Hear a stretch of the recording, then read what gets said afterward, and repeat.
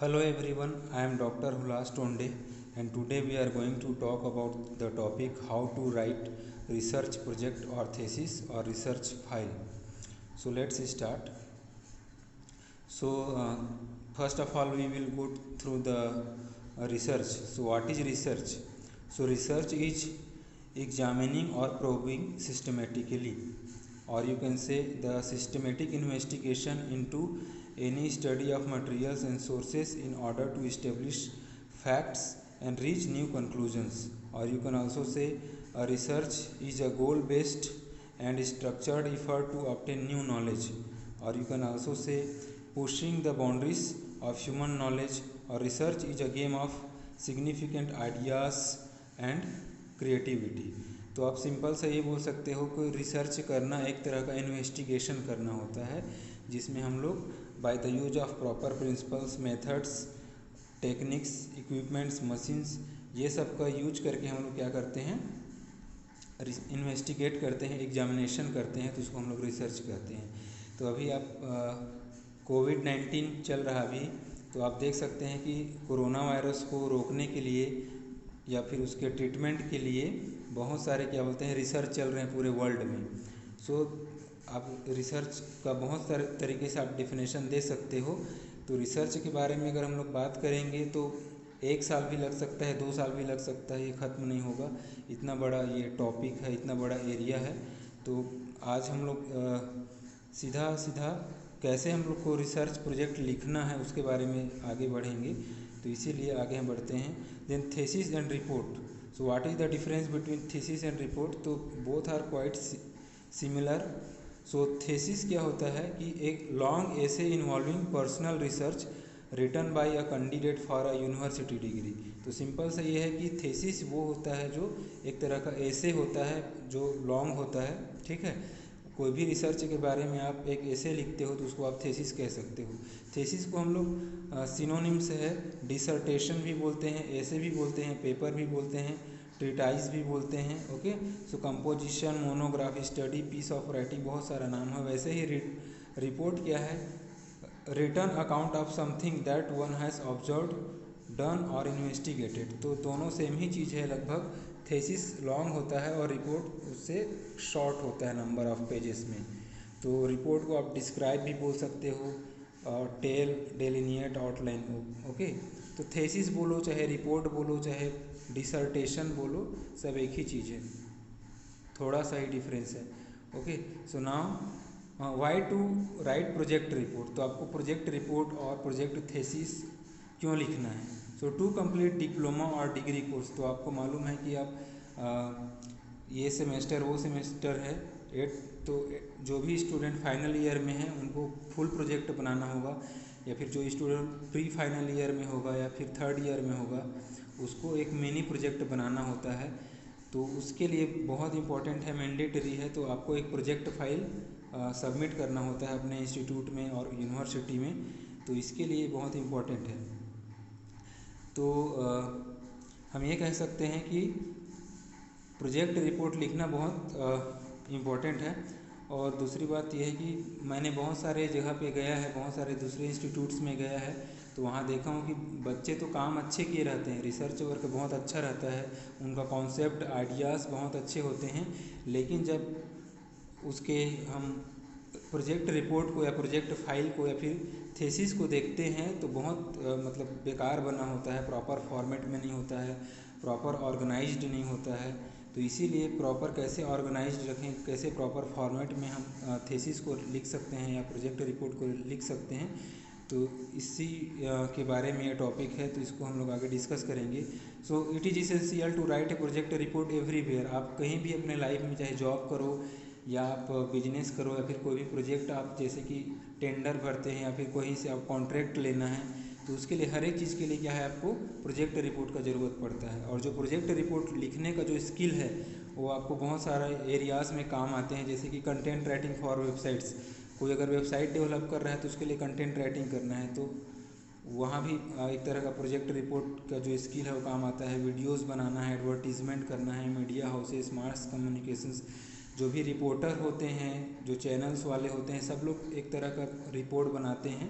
Scientific report बनाते हैं, कुछ लोग सोशल रिपोर्ट बनाते हैं, तो हर एक जगह इसका रिक्वायरमेंट है। Project report preparation for your seniors in companies, guide your juniors in project report preparation. अगर आप किसी कंपनी में जॉब कर रहे हो या फिर तो अपने जूनियर्स को गाइड करने के लिए भी आपको ये प्रोजेक्ट रिपोर्ट कैसे बनाना है, प्रेजेंटेशन कैसे करना है, ये आपको आना चाहिए। तो हर एक जगह इसका यूज है। Okay, then prior knowledge. तो प्रोजेक्ट रिपोर्ट बनाने के लिए, थेसिस बनाने के लिए आपको प्रायर नॉलेज क्या होना चाहिए? So good in language, vocabulary and grammar.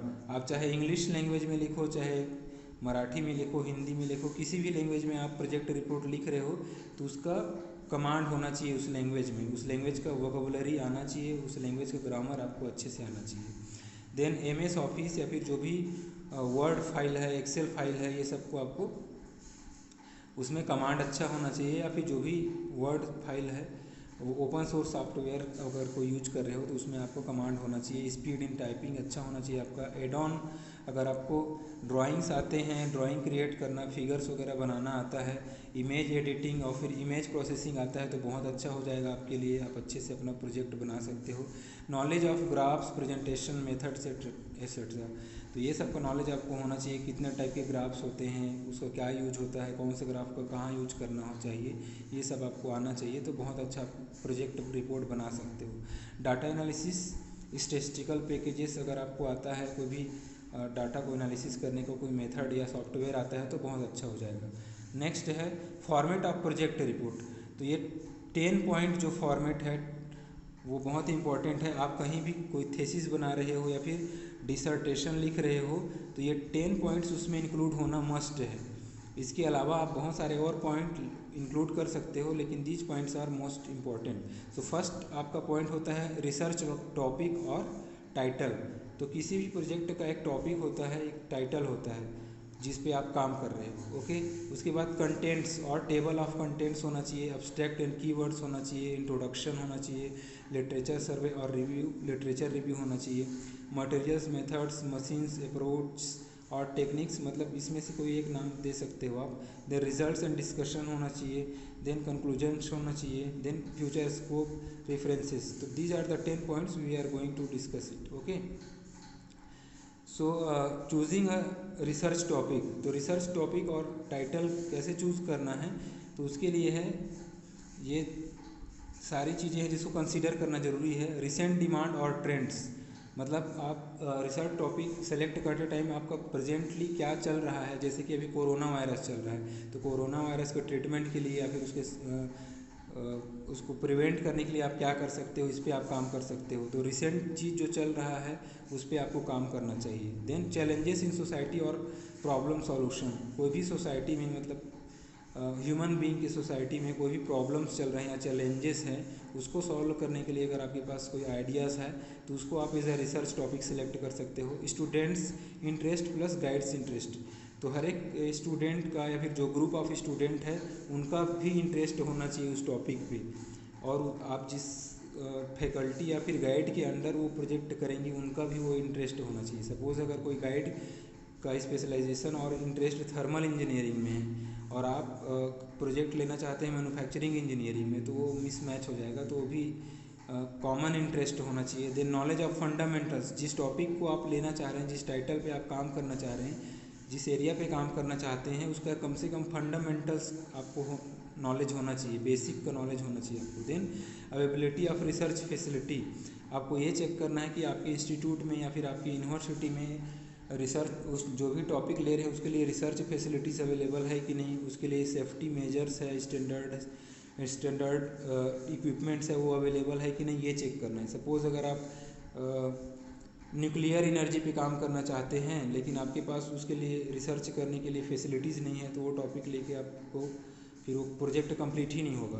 तो ऐसा अपने रिसर्च फैसिलिटीज़ को भी देखकर आपको सेलेक्ट करना चाहिए area. Then avoid issues that are too broad, means बहुत सारे, जैसे कि आप कार बना रहे हो तो कार बना रहे हो तो हर एक चीज़ को एवरी पार्ट पे आप रिसर्च नहीं कर सकते हैं, और उसके रिपोर्ट फाइल बनाओगे तो 1000 पेज का भी हो सकता है, 2000 पेज का भी हो सकता है। तो इसीलिए कोई एक पर्टिकुलर आप उस कार ही बना रहे हो लेकिन एक पर्टिकुलर बेयरिंग या फिर शॉक एब्जॉर्बर या फिर और कोई भी एरिया को आप ले सकते हो। एक particular narrow down the research area, बहुत नैरो होना चाहिए आजकल रिसर्च, बहुत बड़ा नहीं होना चाहिए। ओके, नेक्स्ट है चूजिंग अ रिसर्च टॉपिक। तो आप यहाँ पर देख सकते हो कि रिसर्च टॉपिक इस तरह से आप ले सकते हो। तो आप machining of steel, turning of steel, then hard turning of stainless steel. तो यहाँ पे सबसे बेस्ट लगभग एक ही तरह का एरिया है, लेकिन सबसे बेस्ट रिसर्च टॉपिक कौन सा होगा? Hard turning of stainless steel, simulation and analysis of hard turning of stainless steel. देखो ये बहुत ब्रॉड एरिया होगा, ये नैरो डाउन नहीं हो रहा है। तो फर्स्ट टॉपिक लेना, मशीनिंग बहुत तरह का होता है, टर्निंग होता है, मिलिंग होता है, ग्राइंडिंग होता है। तो ये क्या है, ब्रॉड टॉपिक हो गया, मतलब सब चीज़ को आप इंक्लूड नहीं कर सकते। टर्निंग एक स्पेसिफिक टॉपिक हो गया, टर्निंग ऑफ स्टील। ओके, तो स्पेसिफिक हुआ, लेकिन कौन सा स्टील? यहाँ पर स्टील बहुत तरह के स्टील का ग्रेड्स होते हैं, तो उसमें भी क्या है, आपको एक स्पेसिफिक नैरो डाउन और करना है। तो इसको और नैरो डाउन करेंगे सपोज, तो hard turning of stainless steel. तो ये नैरो डाउन हो गया, लेकिन अगर अच्छे से और रिसर्च टॉपिक को आप लिखना चाहते हैं तो ऐसा भी कर सकते हैं, simulation and analysis of hard turning of stainless steel. Stainless steel का और स्पेसिफिक ग्रेड आप यूज कर रहे हैं तो वो भी आप इसमें डाल सकते हो, तो और नैरो डाउन हो जाएगा इस पर। तो आप ये देख सकते हो कि जो 4th नंबर में है वो बेस्ट रिसर्च टॉपिक होगा एक ही एरिया में। तो आपको रिसर्च टॉपिक सेलेक्ट करते टाइम इस तरह का आपको सावधानी बरतना पड़ेगा, you have to take care. Then contents, तो टेबल ऑफ कंटेंट्स होता है, उसमें आपको सिंपल सा आप बुक पढ़ते हैं तो सबसे पहले आप टेबल ऑफ कंटेंट्स देखते हैं कि उसमें कौन कौन सा हेडिंग्स है, कौन कौन सा चैप्टर है, उसमें सब हेडिंग्स क्या क्या है, सब सेक्शंस क्या क्या है, सेक्शंस क्या क्या है, तो ये सब देखते हैं।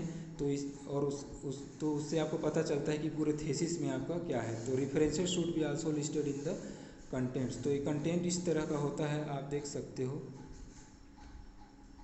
जिसमें आपका इधर हेडिंग होता है और सब हेडिंग होता है और इधर उसका पेज नंबर लिखा रहता है। तो बहुत सिंपल है कंटेंट लिखना। Then now abstract.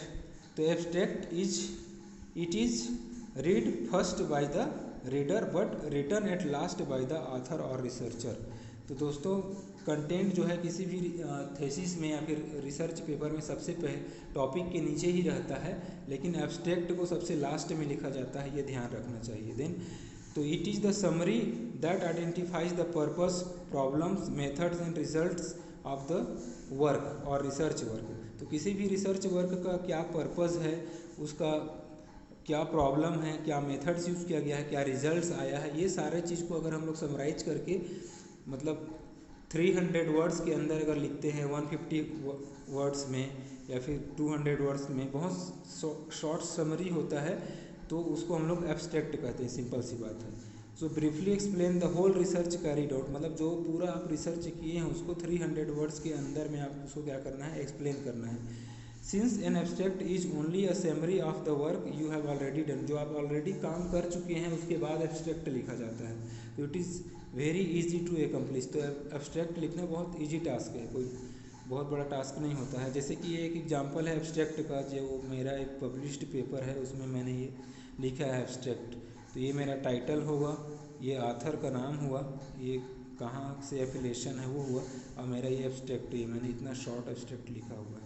तो आप देख सकते हो कि एब्स्ट्रैक्ट बहुत आसान है लिखना। देन कीवर्ड्स, तो कीवर्ड्स बहुत इंपॉर्टेंट होते हैं दोस्तों, सो दैट आप जानते हो कि कीवर्ड्स से ही किसी भी रिसर्च आर्टिकल को या फिर किसी वीडियो को हम लोग सर्च करते हैं या फिर किसी भी चीज़ को सर्च करते हैं। तो आपको कीवर्ड्स ऐसे सेलेक्ट करना है जो very easy to find out. Okay, तो यहाँ पर अगर मैं कीवर्ड सेलेक्ट करना चाहूँ तो कीवर्ड जैसे कि कैरेक्टराइजेशन ऑफ सरफेस इंटीग्रिटी, तो एक कीवर्ड मेरा यहाँ पर मिल गया सरफेस इंटीग्रिटी। दूसरा ये मटेरियल है Ti6Al4V अलॉय, तो ये दूसरा कीवर्ड हो गया मेरा। थर्ड कीवर्ड है कि वायर इलेक्ट्रिकल डिस्चार्ज मशीनिंग, ये प्रोसेस का नाम है, तो वो थर्ड कीवर्ड हो गया। तो इसी तरह से आप बहुत सारे कीवर्ड्स यूज कर सकते हो, क्या क्या आपने उस कोई मशीन का यूज किया है, कोई टेक्निक का या मेथड का या प्रिंसिपल का, तो वो भी आपका कीवर्ड्स हो जाएंगे। तो कीवर्ड्स आप यहाँ सेलेक्ट कर सकते हैं। Mostly used through out the thesis, ऐसा वर्ड को भी आप सेलेक्ट कर सकते हो जो पूरे थीसिस में ज़्यादा यूज किया गया है। इजी टू फाइंड और search, broad area of research जो है उसको भी आप कीवर्ड्स यूज कर सकते हैं। Main works to be done, जो आप मेन काम कर रहे हैं उसको आप कीवर्ड्स में कर सकते हैं। देन इंट्रोडक्शन, उसके नीचे आता है इंट्रोडक्शन। तो इंट्रोडक्शन में क्या क्या रहेगा, include the following in brief. Introduction में create some context and background, आपको आपकी जो भी रिसर्च टॉपिक पे आप काम कर रहे हैं उसके बारे में एक बैकग्राउंड लिखना पड़ेगा कि क्या है एक्चुअल में। देन हिस्टोरिकल पर्सपेक्टिव्स, मतलब इसका हिस्ट्री क्या है इस टॉपिक का, वो आप शॉर्ट में लिखना होता है इंट्रोडक्शन 4-5 पेज में, मैक्सिमम 10 पेजेस में। Okay, then research plan to be carried out, आप जो भी रिसर्च प्लान आप बनाए हैं, कैसे कैसे रिसर्च आपका कंप्लीट होगा, तो उसको भी आप शॉर्ट में आप इंट्रोडक्शन में इंक्लूड कर सकते हैं। स्टेट योर रेशनल, आपका क्या प्रिंसिपल्स है, क्या मेथड है, उसको भी शॉर्ट में लिख सकते हैं। Then explain why your research is important, ये बहुत इंपॉर्टेंट चीज़ है जो आपके इंट्रोडक्शन में लिखना है कि आपका रिसर्च क्यों इंपॉर्टेंट है। स्टेट योर हाइपोथेसिस, तो हाइपोथेसिस मतलब इंटेलेक्चुअल गेस, आपको ये देखना होगा कि क्या क्या आउटकम्स होगा, उसको आप पहले से ही अनुमान लगा रहे हैं, उसको भी आप यहाँ पर इंट्रोडक्शन में लिखेंगे। Next, literature review, that is the one of the major pillar of the research paper और द थेसिस और प्रोजेक्ट रिपोर्ट। किसी भी प्रोजेक्ट रिपोर्ट का एक मेजर पिलर हम बोल सकते हैं लिटरेचर रिव्यू। लिटरेचर रिव्यू करने के बाद ही आप टॉपिक सेलेक्ट करते हो या फिर इंट्रोडक्शन को लिखते हैं, तो ये इम्पॉर्टेंट। लिटरेचर रिव्यू स्टार्ट से ही आपका रिसर्च स्टार्ट होता है और लिटरेचर रिव्यू से ही आपका रिसर्च खत्म होता है, भले ही इसको हम लोग इंट्रोडक्शन के बाद लिस्ट करते हैं। Then literature review is detailed overview of all knowledge और information available on a specific topic till date, मतलब अभी तक जितना भी नॉलेज और इन्फॉर्मेशन उस टॉपिक पे अवेलेबल है उसको स्टडी करना ही लिटरेचर रिव्यू कहलाता है। तो जैसे कि आप देख सकते हो यहाँ पे लिटरेचर मतलब आप समझ सकते हैं कि बहुत सारे क्या हैं आपके पास यहाँ पे, बुक्स हैं, रिसर्च पेपर्स है, रिसर्च आर्टिकल्स हैं, बुक चैप्टर हो गया, न्यूज़पेपर कंटेंट हो गया, वाइट पेपर हो गया, पब्लिश्ड पेटेंट्स हो गए, मैगजीन्स हो गए। तो यहाँ पर आप देख सकते हो ये सब जो भी है वो लिटरेचर कहलाते हैं। उसको आप क्या करोगे, डिटेल्ड ओवरव्यू करोगे, डिटेल्ड स्टडी करोगे कि क्या है इसमें, क्या दिया हुआ है पूरा। देन कंपैरिजन एंड कंट्रास्ट करोगे। एक ही रिसर्च पेपर आपको नहीं पढ़ना है, आपको number of 10, 20, 50,000 number of research paper आपकी कैपेबिलिटी पे डिपेंड करता है, आप कितना number of research paper study कर सकते हो। तो बहुत सारे रिसर्च पेपर के बीच में आप कंपैरिजन भी कर सकते हो। Then analytical summary of review, तो जो भी आप रिसर्च पेपर स्टडी कर रहे हैं या बुक्स स्टडी कर रहे हैं उसका एनालिटिकल समरी बनाना पड़ता है आपको। तो इस तरह से आप 3 थिंग्स करते हैं तो आपको आउटपुट में क्या मिलता है लिटरेचर रिव्यू करने के बाद, research gaps that need to be worked on, मतलब आपको रिसर्च गैप आइडेंटिफाई कर सकते हैं कि अभी तक इस टॉपिक पे क्या क्या रिसर्च हुआ है और क्या क्या रिसर्च नहीं हुआ है। तो जो रिसर्च नहीं हुआ है उसको हम लोग रिसर्च गैप कहते हैं और उसी पे आपको काम करना है, उसी चैलेंजेस को आपको सॉल्व करना है। Okay, then problem statement, next है कि आपको प्रॉब्लम स्टेटमेंट आप इजीली आइडेंटिफाई कर सकते हैं कि आपके रिसर्च में क्या प्रॉब्लम्स हैं। ओके, मतलब जो पब्लिश्ड रिसर्च है ऑलरेडी दूसरे लोगों के द्वारा, उसमें क्या क्या प्रॉब्लम है और आप उसको कैसे सॉल्व करोगे, आपका प्रॉब्लम स्टेटमेंट आप बना सकते हो। देन रिसर्च ऑब्जेक्टिव्स आप लिख सकते हो कि आपका रिसर्च ऑब्जेक्टिव्स क्या क्या होना चाहिए, अभी तक क्या क्या गैप है, क्या क्या चैलेंजेस हैं, तो उसको सॉल्व करने के लिए आप क्या क्या रिसर्च ऑब्जेक्टिव्स बनाएंगे। तो that are the advantages of the literature review. Next one is the, मतलब लिटरेचर रिव्यू करने के लिए आप अलग अलग मेथड्स, मतलब लिटरेचर रिव्यू को डिफरेंट पार्ट में भी आप डिवाइड कर सकते हो। जैसे कि लिटरेचर रिव्यू ऑन मशीनेबिलिटी, मतलब एक पार्ट है वो मशीनेबिलिटी। दूसरा आप वायर वियर है, मतलब कि दूसरा पार्ट ये होगा। देन नेक्स्ट पार्ट क्या है, सरफेस रफनेस पे आप लिटरेचर रिव्यू करोगे। देन स्टेनलेस स्टील पे, तो जैसे कि मैं बोला कि स्टेनलेस स्टील अगर हमारा टॉपिक में हम लोग एक मटेरियल के फॉर्म में सेलेक्ट किए हैं तो आप स्टेनलेस स्टील के मशीनिंग होने पर कितने सारे रिसर्च पेपर पब्लिश्ड हैं उसको देख सकते हो। स्टेनलेस स्टील के सरफेस रफनेस पे कितना रिसर्च पेपर पब्लिश हुआ है उसको आप सर्च कर सकते हो, उसको स्टडी कर सकते हो। देन स्टेनलेस स्टील के मशीनेबिलिटी पे कितना रिसर्च काम हुआ है उसको आप स्टडी कर सकते हो और उसको आप 1 by 1 आप लिख सकते हो। तो ये एग्जांपल है तो लिटरेचर रिव्यू में क्या होता है, सबसे पहले ऑथर का नाम होता है और उसमें कौन सी ईयर में पब्लिश हुआ है वो लिखते हैं, और उसके बाद आगे आप क्या कर सकते हैं, उसके बारे में अपने वर्ड्स में लिखना है। लिटरेचर रिव्यू मतलब आप स्टडी करोगे पूरा 10 पेज 15 पेज का जो भी रिसर्च पेपर है या फिर बुक है उसको, या बुक चैप्टर है उसको, और उसको आप एक समरी लिखोगे अपने वर्ड्स में 5-6 लाइन में, 2-3 लाइन में, कि उसमें क्या काम हुआ है और क्या काम नहीं हुआ है। तो ये लिटरेचर रिव्यू होता है। देन थर्ड आपका नेक्स्ट आपका होता है मटेरियल्स, मशीन्स एंड मेथडोलॉजी। इसको आप अप्रोच भी बोल सकते हो, इसको आप डिजाइन भी बोल सकते हो, या डिजाइन टेक्निक भी बोल सकते हो, या सिस्टम डिजाइन भी बोल सकते हो। इसके जगह पे इसको कट करके आप सिस्टम डिजाइन भी लिख सकते हो। तो इस तरह से आप, ये नेक्स्ट हेडिंग है जिसमें आप क्या कर सकते हो कि जो भी आप रिसर्च कर रहे हो उसमें कौन सा मटेरियल्स आपने सेलेक्ट किया है एज अ रॉ मटेरियल, तो उसको आप यहाँ पर लिखोगे कि about the materials to be processed, मतलब इन योर ओन वर्ड्स। मतलब कहीं से भी आप रिसर्च, मतलब कहीं से भी आप कॉपी पेस्ट नहीं कर सकते। कॉपी पेस्ट करोगे तो प्लेगरिज्म होगा और आपका पकड़ा जाएगा, तो आपका रिसर्च प्रोजेक्ट सस्पेंड हो सकता है। ओके, सो आपको हर एक चीज़ को अपने वर्ड्स में लिखना है, that is the challenge here. इसीलिए रिसर्च करना, रिसर्च पेपर लिखना बहुत डिफ़िकल्ट टास्क है। कॉपी पेस्ट करना होता तो हर तीसरे दिन में एक प्रोजेक्ट रिपोर्ट बनाया जा सकता है, हर दिन बनाया जा सकता है। Okay, so characteristics of the materials, क्या क्या कैरेक्टरिस्टिक्स है मटेरियल का, कि उसका केमिकल प्रॉपर्टी क्या है, फिजिकल प्रॉपर्टी क्या है, मैकेनिकल प्रॉपर्टीज़ क्या क्या हैं, वो आप इसमें एक्सप्लेन कर सकते हो अपने वर्ड्स में। देयर रीजन्स और basis for using the materials, मतलब उस मटेरियल को आपने सेलेक्ट क्यों किया, उसके लिए आपको रीज़न देना पड़ेगा, एक कारण देना पड़ेगा कि आपने क्यों सेलेक्ट किया। ओके, देन नेक्स्ट है मशीन्स। तो आप जो आपके रिसर्च को कंप्लीट करने के लिए आप क्या क्या मशीन्स यूज कर रहे हैं, कौन कौन सा टेस्टिंग इक्विपमेंट्स यूज करेंगे।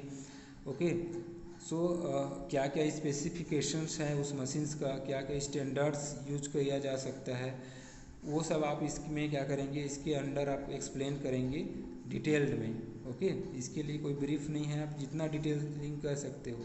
द रीजन्स फॉर और basis for using the machines, मतलब उस मशीन्स को यूज क्यों कर रहे हैं, क्या रीजन्स है जो उस मशीन को ही, इसी मशीन को आपने सेलेक्ट किया, ये आपको रीजन बताना पड़ेगा, कॉजेस बताना पड़ेगा आपको कि क्यों आप उस मशीन को सिलेक्ट किए हैं।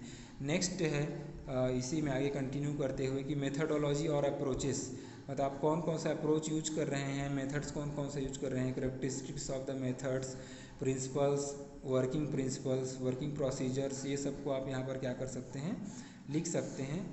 देन एक सब हेडिंग में, देन रीजन्स और basis for using the method, अब उस मेथड को या फिर अप्रोच को या फिर प्रिंसिपल्स को आप यूज कर रहे हैं तो क्यों यूज कर रहे हैं, आपको एक रीज़न देना पड़ेगा, कॉजेज बताना पड़ेगा। देन एक्सपेरिमेंटेशन, दो number of experiments to be conducted, तो कितने नंबर ऑफ एक्सपेरिमेंट आप करेंगे, 30, 70, 90, 1000, तो इसको डिसाइड करने के लिए एक टॉपिक होता है डिज़ाइन ऑफ एक्सपेरिमेंट्स। उसके लिए मैं एक अलग वीडियो बनाऊंगा, तो उसमें आप कैसे सेलेक्ट कर सकते हैं कि आपको कितने नंबर ऑफ एक्सपेरिमेंट कंडक्ट करना है।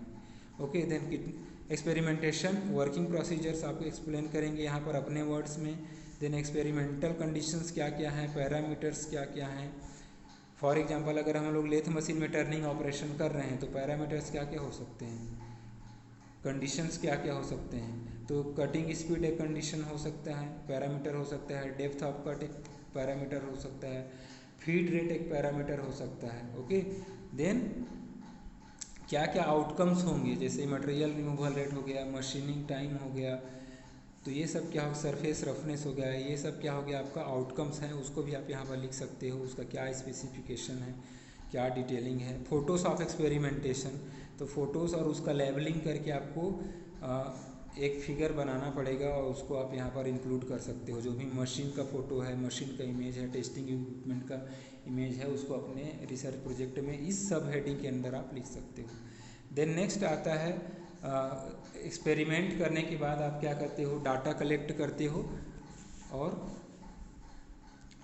आप अपना रिजल्ट्स और डिस्कशन करते हो, उसको एक्सप्लेन करते हो। तो ये हेडिंग में आपको ये काम करना है, अपने वर्ड्स में लिखना है, कहीं से कॉपी पेस्ट नहीं करना है। ऐसे भी आपको जो भी ऑब्जर्व हुआ है, जो भी डेटा आपको मिला है, सो इसमें आप क्या करेंगे, the core findings of a research, mostly this is the heart और you can say the this is the backbone of any research. Result and discussion क्या होता है, बैकबोन होता है। इसको कोई भी रीडर स्टडी करेगा तो पता चल जाएगा कि एक्चुअल काम क्या हुआ है आपका। तो इसीलिए इम्पोर्टेंट है कि तो ये कोर फाइंडिंग्स को यहाँ पर आपको बताना पड़ेगा कि आपको क्या क्या मिला है, यहाँ पे क्या क्या आप रिसर्च करने के बाद क्या क्या फाइंड आउट किए हैं। Then collection of data, first step यहाँ पर है एक्सपेरिमेंटेशन करने के बाद या फिर आप कोई भी सॉफ्टवेयर के थ्रू सिमुलेशन या फिर मॉडलिंग करने के बाद आपको क्या डेटा मिला है उसको आप यहाँ पर प्रॉपर टेबल में प्रेजेंट करेंगे। Then comprehensive data analysis to find out the importance of research outputs, क्या आपका रिसर्च आउटपुट्स है उसको आप फाइंड आउट करेंगे, उसका इम्पोर्टेंस क्या क्या है, क्या रिलेशनशिप है इनपुट पैरामीटर से, ये सब क्या आउटकम है, ये सब रिसर्च में आपको लिखना पड़ेगा डिटेल में।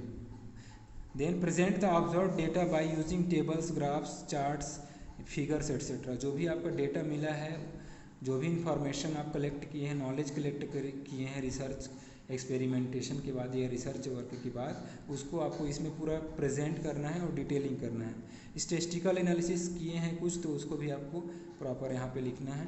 Then to break down the data into sentences, मतलब रिजल्ट्स एंड डिस्कशन को एक दूसरे वर्ड में अगर हम लोग ये भी कह सकते हैं कि यहाँ पर हम लोग जो भी इंफॉर्मेशन है, जो भी नॉलेज है, जो भी डेटा या फिर हम लोग गैदर किए हैं, कलेक्ट किए हैं, उसको हम लोग सेंटेंस में ब्रेक डाउन करते हैं, सेंटेंस के फॉर्म में हम लोग एक्सप्लेन करते हैं, डिटेलिंग करते हैं।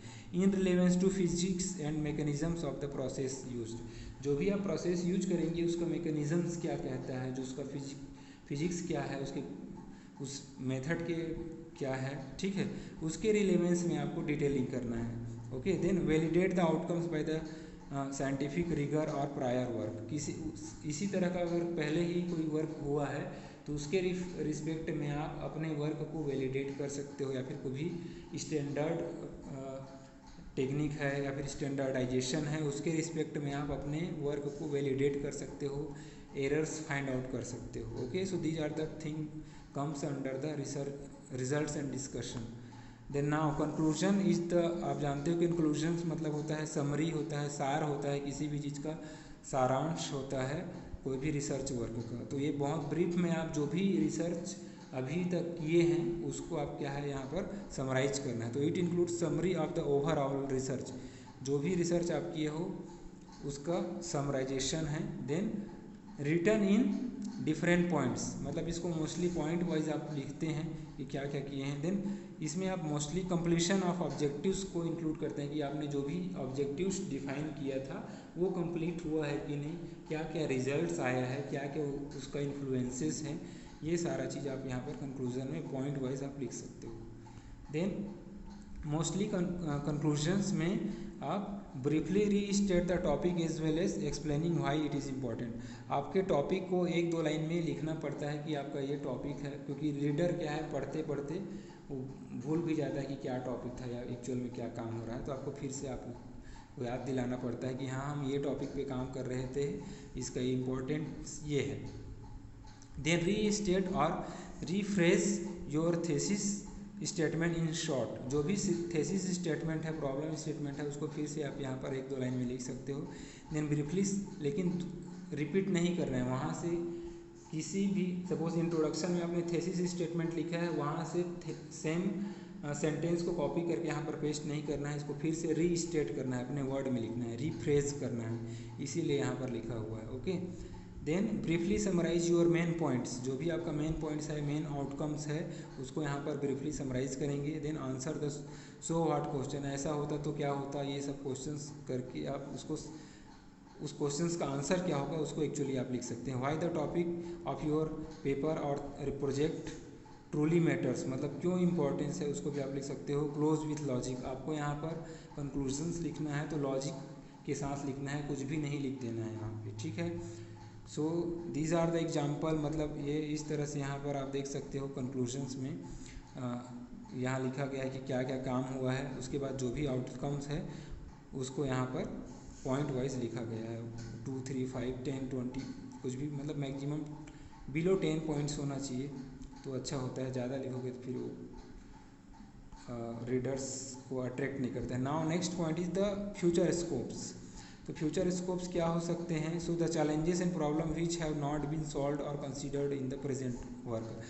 मतलब आप यहाँ पर फ्यूचर स्कोप में ये लिख सकते हैं कि आपने सपोज 10 चैलेंजेस फाइंड आउट किए हैं उस टॉपिक से रिलेटेड, लेकिन आपने सिर्फ 5 चैलेंजेस को ही सॉल्व किया है, 5 चैलेंजेस बच गया है, 5 प्रॉब्लम्स बच गया है, तो उसको आप फ्यूचर स्कोप में लिख सकते हैं कि हमने 5 प्रॉब्लम्स को सॉल्व किया है और ये रिमेनिंग 5 प्रॉब्लम्स को कोई भी फ्यूचर में सॉल्व कर सकता है या हम इसको फ्यूचर में सॉल्व करेंगे।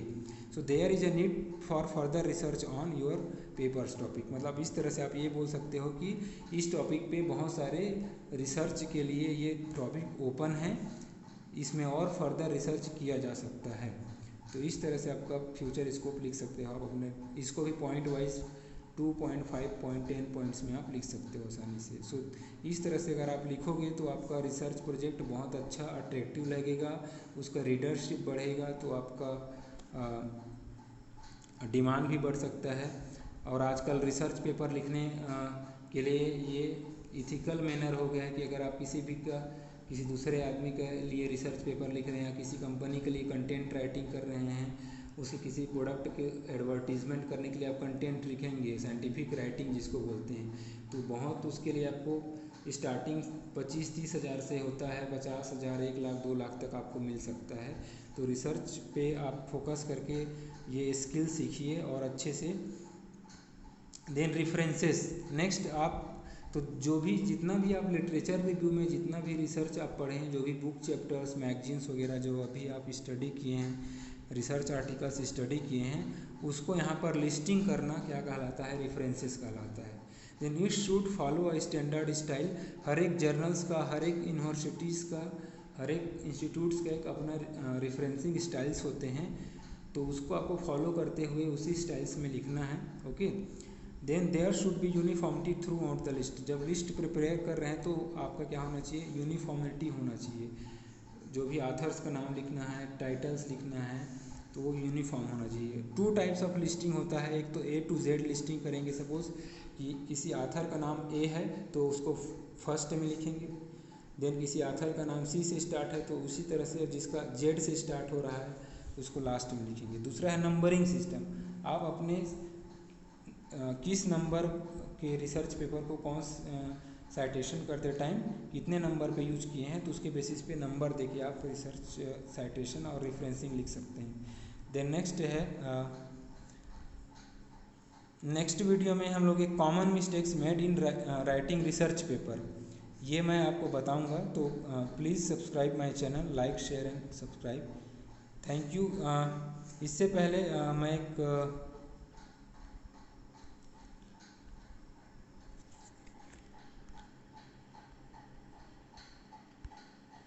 एक रिसर्च पेपर को आपको दिखाना चाहता हूँ कि कैसे होता है। तो जैसे आप देख सकते हो यहाँ पर ये टाइटल है फर्स्ट में जो है, उसके बाद एब्स्ट्रैक्ट है, फिर इंट्रोडक्शन है। तो रिसर्च पेपर और थीसिस में डिफरेंस ये होता है कि रिसर्च पेपर बहुत शॉर्ट होता है, शॉर्ट कम्युनिकेशन होता है, मतलब इट में भी मैक्सिमम 20 to 30 पेजेस, लेकिन जो आपका थीसिस होता है वो 50 पेजेस या फिर 100 पेजेस, 200 पेजेस, 500 पेजेस ऐसा लॉन्ग होता है। तो इसीलिए ये शॉर्ट कम्युनिकेशन होता है, तो इसीलिए इंट्रोडक्शन बहुत शॉर्ट है। देन इंट्रोडक्शन में ही यहाँ पर क्या है, लिटरेचर रिव्यू को इंक्लूड किया गया है। देन मटेरियल्स एंड मेथड्स है, रिजल्ट्स एंड डिस्कशन है। रिजल्ट्स एंड डिस्कशन का ये सब हेडिंग्स हैं, सब सेक्शंस हैं। देन यहाँ पर कंफर्मेशन टेस्ट है, वैलिडेशन टेस्ट, देन कंक्लूजन है, फिर रेफरेंसेस है। तो इस तरह से आप क्या कर सकते हो। और यहाँ पर एब्रिविएशन वगैरह है, तो यहाँ पर आप देख सकते हो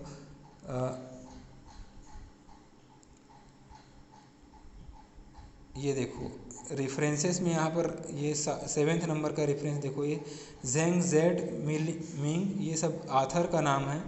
उसके बाद यहाँ पर जो है optimisation of process parameters on surface integrity in wire electrical discharge machine of tungsten का टूल, ये क्या है आपका उस टाइटल है उस रिसर्च पेपर का। और international journal of advance manufacturing technology, जिस जर्नल में पब्लिकेशन हुआ है उसका है 2015 नवंबर उस ईयर में पब्लिश हुआ है, 81 वॉल्यूम है। ओके, और क्या पेजेस वगैरह हैं ये सब दिया हुआ है। तो इस तरह से आप क्या कर सकते हो, रेफरेंसिंग आप लिखते हो।